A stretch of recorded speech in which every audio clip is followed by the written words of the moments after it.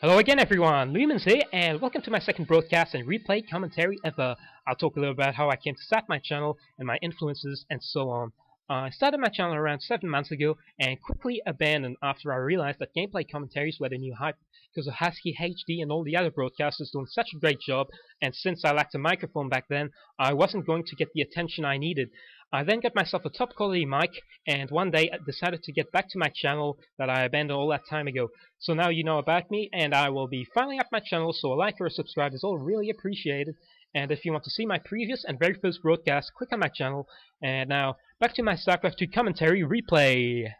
Welcome back, Lumen signing in, and here we have a 1 vs 1 Terran vs Zerg, the Killer playing as the Terran, and here we have Tarango playing as the Zerg.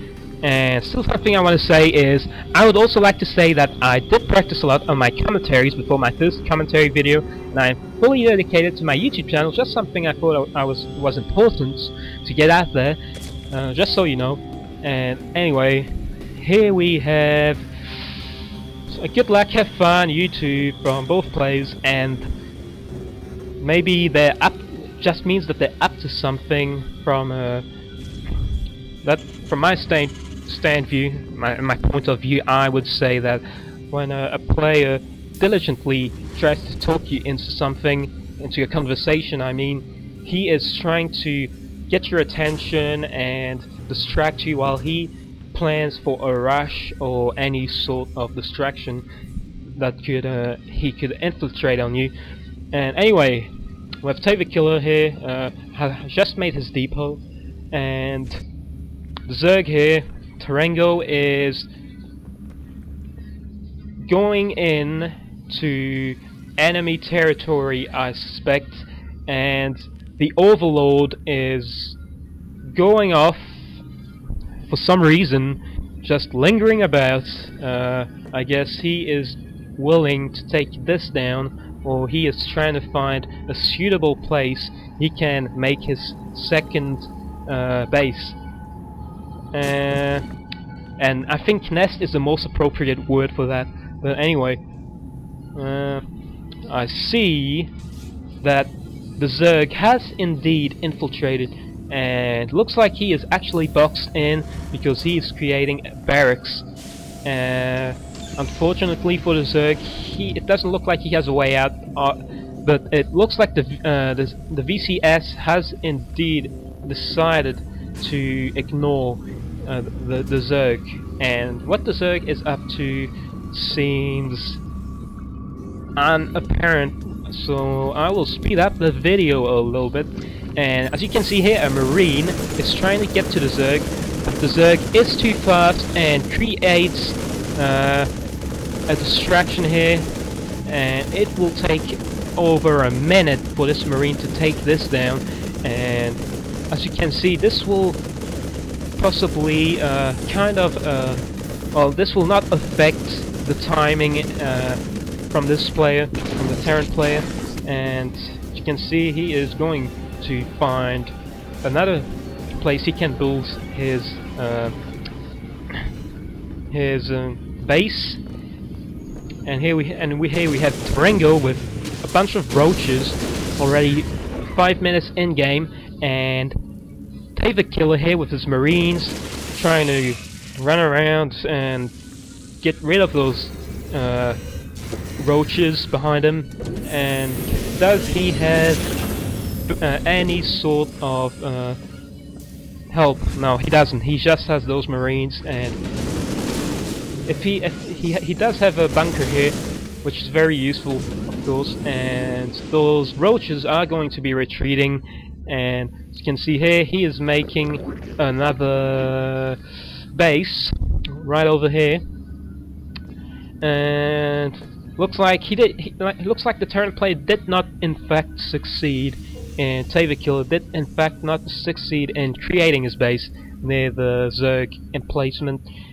So speeding up, we see that he is apparently really planning on destroying this rebel here, I'm suspecting, and his roach is just keeping an eye out on the player here, the Terran player, the Killer, and Yes, they are both now having their second base, and as you can see, he has a whole bunch of roaches and queens that are attacking. Apparently, I am unaware of what just happened. I'm guessing. Apparently, those were Marines they just killed, and now they are fighting in the enemy's base, and they succeeded in killing one marauder that was I think was a marauder, but no, I think he actually left just in time, and he replaced his bunker with two marauders inside. So Taringo's overlord just up below Tabor Killer's base. Bizarre, I suppose. Anyway, this is a very long match, around 45 minutes long, and I suppose it's gonna be a very, very long match, and that will probably have its substantial problems dealing with for both players, I guess, because they seem to be rushing a lot.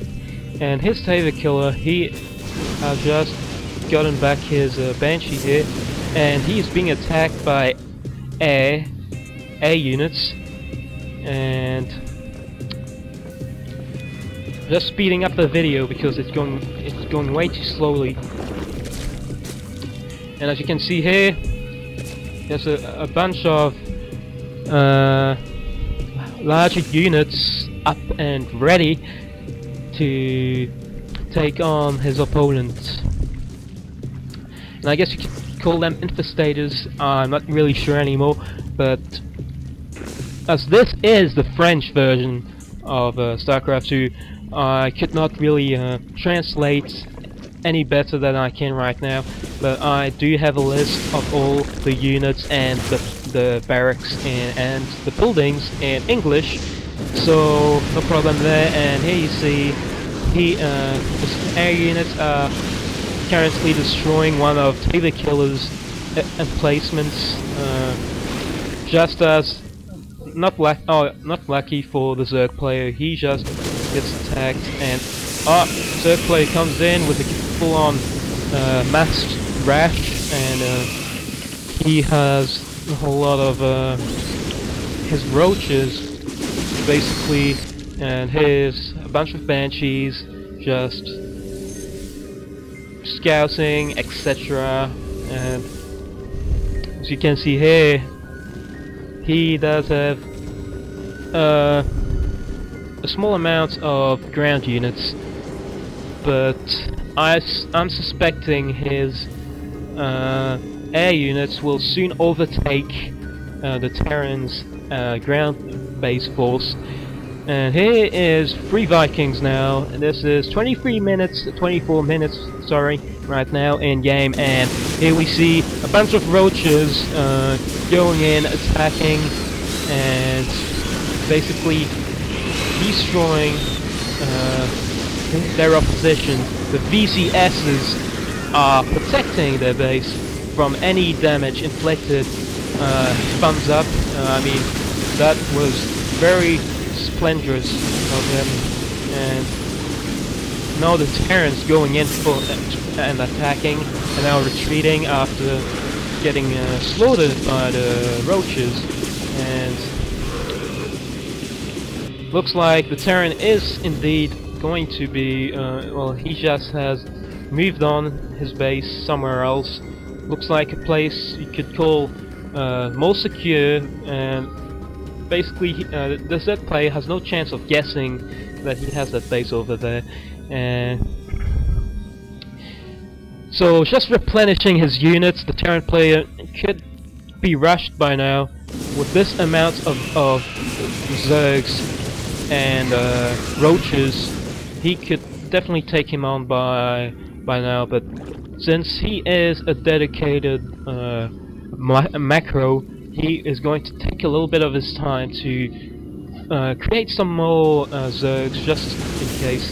And as you can see here, he found out that there was a base, or he just by coincidence landed in his base, in the Terran's base that is, and did not succeed in taking him down. Great job by the Terran player, thumbs up for him.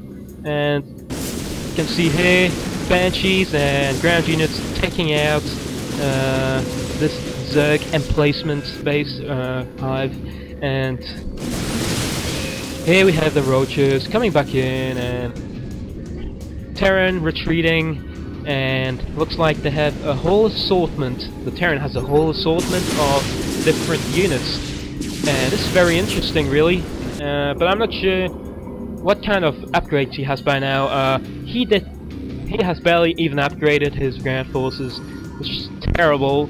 This is this is more than halfway through the game, and he in half an hour has not upgraded his forces properly. And here we have the Roaches coming in. I suspect that they are going to show off a bit of what they're more capable of. And behind them, the Terran come back in and annihilate the Roaches, unfortunately for the Zerg player. And looks like the Zerg player is going to have some difficulty rebuilding his units, since the Terran really has a good and stable little group of soldiers, and as you can see here, you only have a small amount of Roaches and Zergs and ground units, Tormentors too, and yeah, that's about it. So as you can see here, he has redestroyed an emplacement by the Zerg that has really, yeah, he said good game. I suppose what he meant by that is that it's over for the Zerg. He doesn't have that many units left, and he has lost the majority of his all of his units. So a move race, and they seem to be arguing. Oh, and what he says, he is a move race, and all he does is attack. So that's not very nice, I guess you could say. Maybe it is slightly true that he likes to move around quickly, but that is kind of being hypocritical from the Killer the Terran here, because they have both managed to spend the same amount of time doing the same tactics. And okay, here we have a huge force of Terrans, obviously, and Zerg don't seem to have that much of a backup, unfortunately for them. But as you can see here, it looks like it's going to be over in a couple of minutes, and he basically did not upgrade any of his units, or maybe a few of his air units. As you can see, he's taking out the majority of the portion of the Zerg's units and buildings, and it is officially over. He has just taken out all his overlords and taking out his base, and his hive is gone, and that's the end of that. And thanks for watching.